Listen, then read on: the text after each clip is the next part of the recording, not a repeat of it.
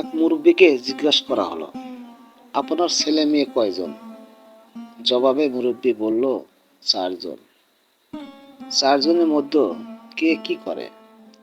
মুরব্বী উত্তর, প্রথমটা ইঞ্জিনিয়ার, 2 নম্বরটা MBBS পাস, 3 নম্বরটা ব্যাচেলর শেষ করেছে, 4 নম্বরটা চোর। মুরব্বীকে আবারও বলা হলো, 4 নম্বরটা চোর, ওরে ঘর থেকে বের করে দেন। মুরব্বী জবাবে বলল, কি বলেন? ওরে বের করে দিলে খাবো কি? ওই তো সংসার চালায়, বাকি 3জন আমার কোনো খোঁজ খবর নেয় না, তারা তাদের বউ বাচ্চা নিয়েই সুখী আছে।